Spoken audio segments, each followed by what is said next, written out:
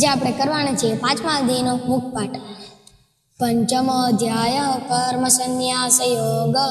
અર્જુન ઉવાચ સંન્યાસમ કર્મણા કૃષ્ણ પુનર્યોગ શંસસી યચ્છેય એતયોરેકં તન્મે બ્રૂહિ સુનિશ્ચિત.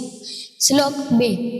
શ્રી ભગવાન ઉવાચ સંન્યાસ કર્મયોગશ્ચ નિઃશ્રેયસ્કરાવુઃ તયસ્તુ કર્મ સંન્યાસા કર્મયોગો વિશિષ્યતે.